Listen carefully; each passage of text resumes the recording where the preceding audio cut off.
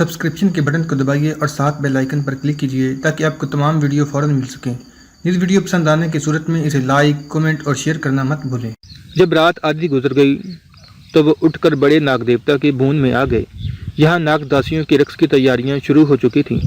ناگ کی مورتی کے آگے موم بتیاں روشن کر دی گئی تھیں، زبان سلگ رہے تھے۔ لوگ دو کتانے بنا کر بیٹھ گئے تھے۔ ان میں سادھو لوگ اور چھوٹے پجاری بھی تھے، کچھ عورتیں بھی تھیں۔ ناگ کی بڑی مورتی کے آگے محنت پجاری بیٹھ گیا تھا۔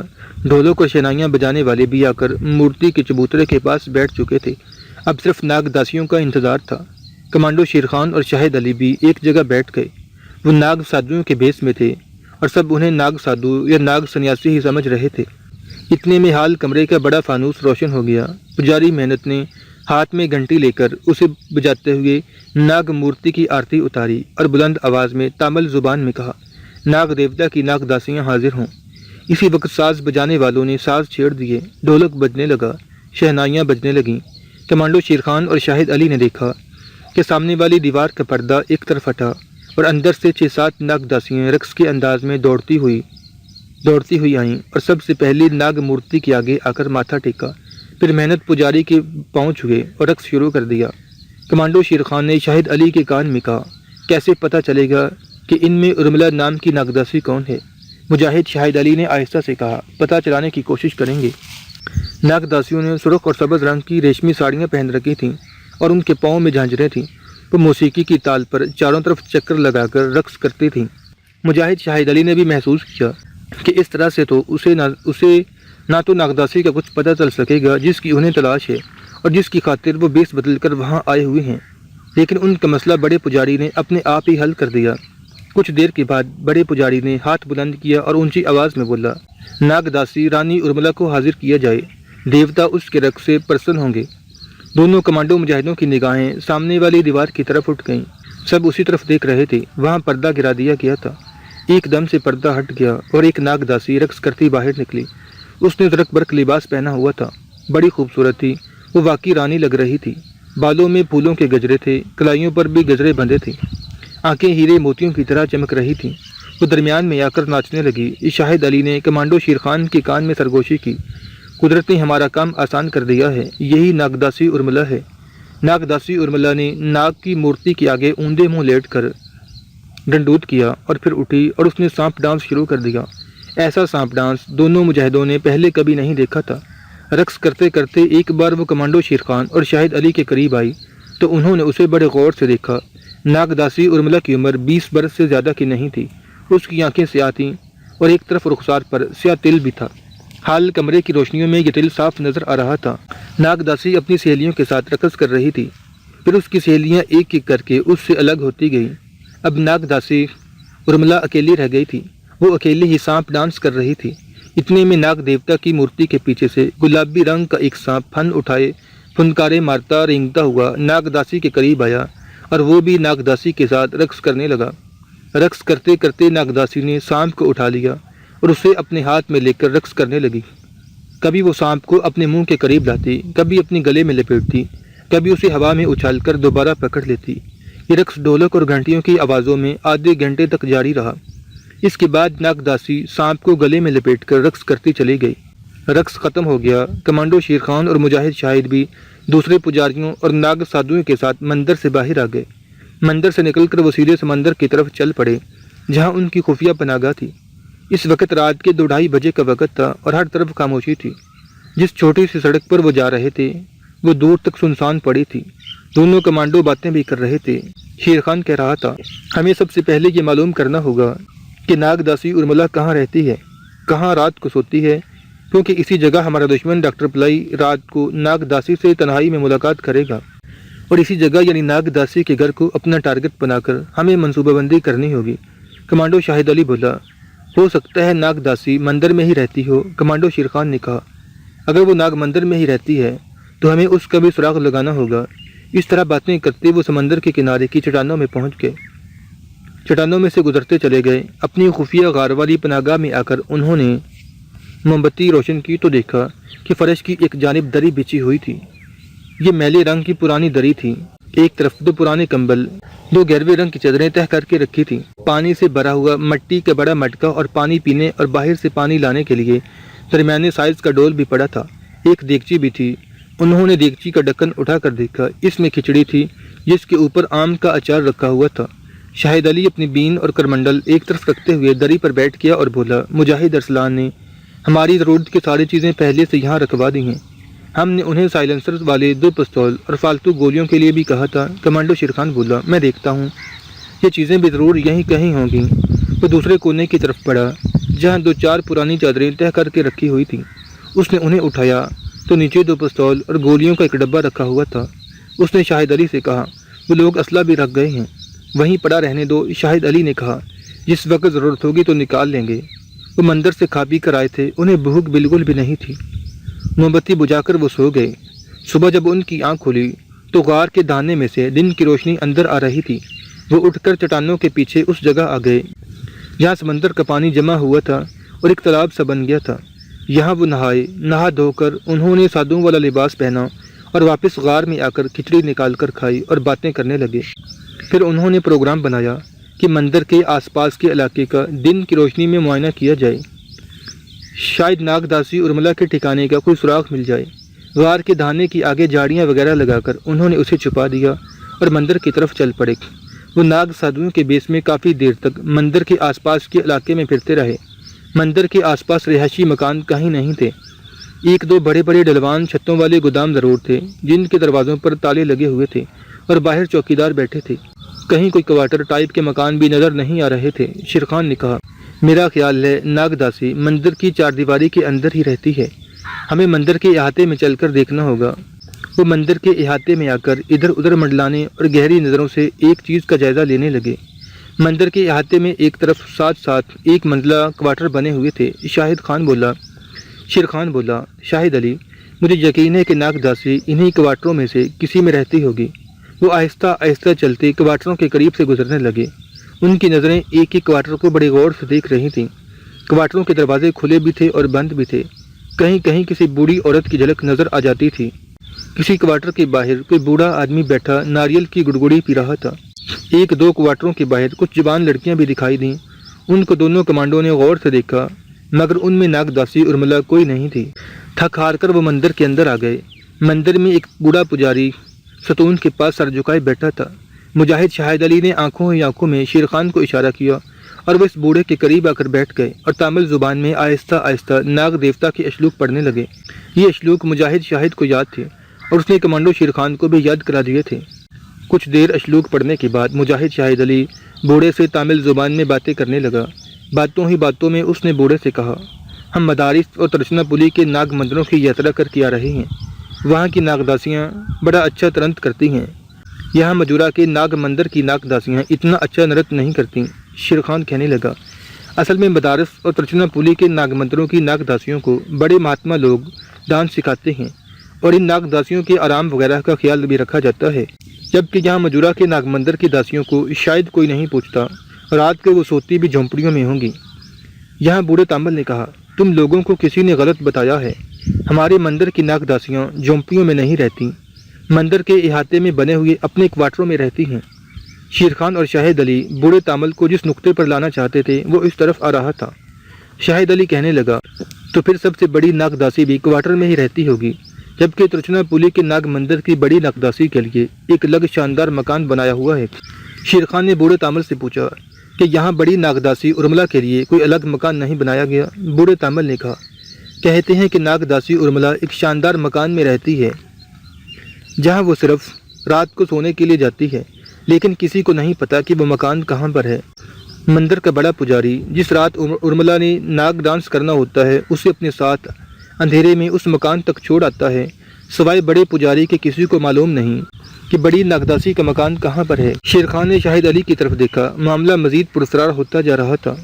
शाहिद अली ने तामिल जुबान में ही बूढ़े से पूछा, उर्मिला नागदासी के लिए इतनी राजदारी क्यों बरती जा रही है? बूढ़े ने कहा, इसलिए कि कहीं दूसरे शहरों के नाग मंदिर के पुजारी उसे अगवा करके अपने मंदिर में ना ले जाएं, क्योंकि उर्मिला नागदासी की वजह से इस मंदिर को बहुत आमदनी होती है।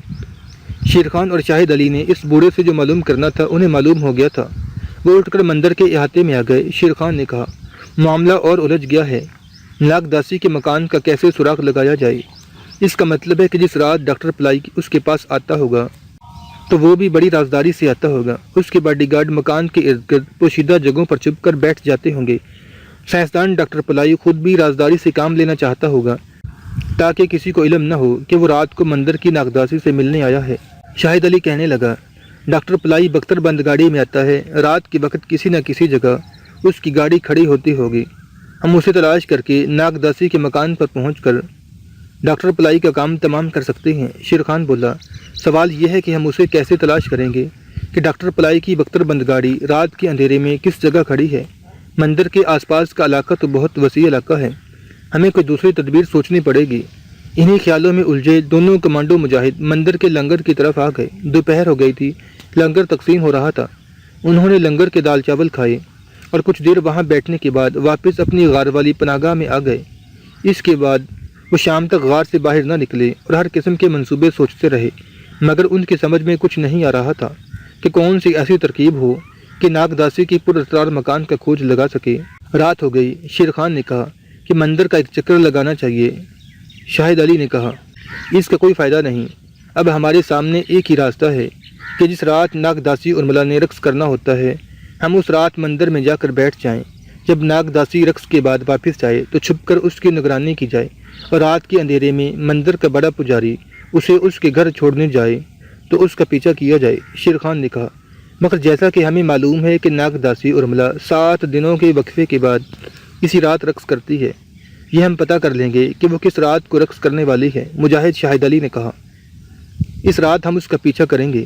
اپنے اسی منصوبے پر وہ دیر تک غار کے اندر بیٹھے سوچ بچار کرتے رہے۔ پھر کچھ دیر ٹہلنے کے بعد غار سے نکل کر چٹانوں کے پیچھے آ گئے۔ چاندنی رات تھی، چاند نکلا ہوا تھا، سمندر میں جوار باٹا کا منظر تھا۔ سمندر کافی آگے تک آ گیا ہوا تھا، سمندر کی موجیں دور دور آ کر چٹانوں سے ٹکرا رہی تھیں، سمندر چمک رہا تھا۔ دونوں مجاہد ناگ سادھوؤں کے لباس میں سمندری ہوا میں آہستہ آہستہ ریت پر سیر کرتے رہے۔ وہ آپس میں باتیں بھی کر رہے تھے اور اسی نقطے پر غور کر رہے تھے کہ جب انہیں ارملا ناگداسی کے خفیہ مکان کا سراغ مل جائے گا اور جس رات سائنسدان ڈاکٹر پلائی اس کے مکان پر موجود ہوگا تو انہیں کس طریقے سے کمانڈو ایکشن کر کے اسے ہلاک کرنا ہوگا۔ سیر کرنے کے بعد وہ غار میں آ گئے۔ انہوں نے دیگچی میں سے تھوڑی سی کھچڑی نکال کر کھائی اور شیر خان نے تھیلے میں سے کلائی کی گھڑی نکال کر وقت دیکھا اور بولا، رات کے 12 بجنے والے ہیں، میرا خیال ہے اب ہمیں سو جانا چاہیے۔ موم بتی جل رہی تھی۔ غار کے دھانے کو انہوں نے جھاڑیوں سے ڈھانپ رکھا تھا۔ سمندر کی مرطوب ہوا کی وجہ سے کافی خنکی ہو گئی تھی۔ وہ دری پر کمبل اوڑھ کر لیٹ گئے۔ لیٹے لیٹے بھی وہ آپس میں باتیں کرنے لگے۔ اچانک شاہد علی نے کہا، کیا تم ایک آواز سن رہے ہو؟ شیر خان بات کرتے کرتے خاموش ہو گیا۔ اس نے کان لگا دیے۔ باہر سے سمندر کی لہروں کی ہلکی ہلکی آواز آ رہی تھی۔ اس آواز کے ساتھ ایک اور آواز بھی آ رہی تھی۔ شیر خان بولا، یہ تو سپیرے کے بین کی آواز ہے۔ ہاں، مجاہد شاہد علی نے کہا، میں یہی آواز تمہیں سنانا چاہتا تھا۔ اس وقت باہر کون بین بجا رہا ہے؟ میرا خیال ہے کوئی سپیرا ہوگا، شیر خان نے کہا۔ مجاہد شاہد علی اٹھ کر بیٹھ گیا، کہنے لگا، کسی سپیرے کا ہماری پناہگاہ کے پاس آنا ہمارے لیے خطرے کا باعث ہو سکتا ہے، میرے ساتھ آؤ، باہر چل کر دیکھتے ہیں۔ وہ دونوں اٹھ کر غار سے باہر آ گئے۔ وہ چٹانوں کے درمیانی راستے سے گزرنے لگے۔ یہاں اندھیرا تھا، چاندنی کی کرنیں ترچھی ہو کر چٹانوں کے اوپر پڑ رہی تھیں۔ چٹانوں کے باہر آ کر وہ محتاط ہو گئے اور رک کر یہ دیکھنے لگے کہ بین کی آواز کس سمت سے آ رہی ہے۔ مجاہد شاہد علی نے ایک طرف اشارہ کر کے کہا، بین کی آواز ان چٹانوں کے پیچھے سے آ رہی ہے، میں آگے آگے جا رہا ہوں، تم میرے پیچھے پیچھے آؤ، جہاں میں اشارہ کروں وہاں رک جانا۔ مجاہد شاہد علی ان چٹانوں کی طرف چلنے لگا جہاں سے سپیرے کے بین بجانے کی آواز آ رہی تھی۔ ہر طرف چاندنی پھیلی ہوئی تھی اور سمندر کی لہریں دور دور سے آ کر چٹانوں سے ٹکرا کر واپس چلی جاتی تھیں۔ مجاہد شاہد علی سیدھا جانے کی بجائے پہلو کی طرف ہو کر چٹانوں کی طرف آہستہ آہستہ بڑھ رہا تھا۔ کوانڈو شیر خان اس سے چند قدم پیچھے چلا آ رہا تھا۔ جیسے جیسے وہ آگے آ رہے تھے بین کی آواز زیادہ صاف سنائی دینے لگی تھی۔ آخر وہ اس چٹان کے پاس آ گئے جس کی دوسری جانب سے کسی سپیرے کے بین بجانے کی آواز اب بڑی صاف سنائی دے رہی تھی۔ مجاہد شاہد علی چٹان کی اوٹ میں ہو گیا جہاں اندھیرا تھا۔ اس نے ہاتھ سے پیچھے اشارہ کیا۔ شیر خان دوڑ کر اس کے پاس آ گیا۔ دونوں مجاہد چٹان کی پتھریلی دیوار کے پاس بیٹھ گئے۔ مجاہد شاہد علی نے سب سے پہلے گردن آگے کر کے دیکھا۔ اسے عجیب منظر نظر آیا۔ اس نے شیر خان کو اشارہ کیا۔ شیر خان نے بھی آگے ہو کر چٹان کی دوسری طرف دیکھا۔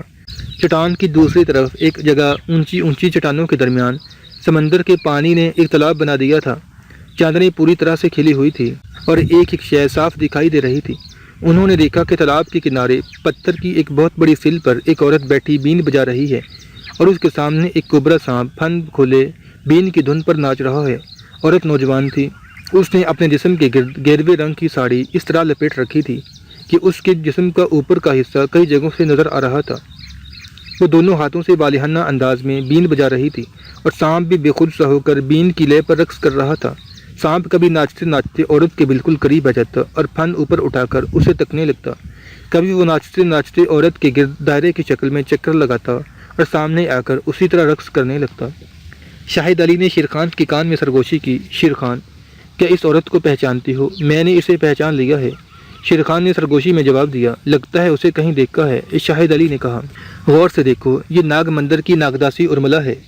اب شیرخان نے اس عورت کو غور سے دیکھا تو اس نے بھی پہچان لیا، عورت واقعی ناگداسی ارملا تھی۔ شیرخان نے سرگوشی میں کہا، یہ یہاں کیا کر رہی ہے؟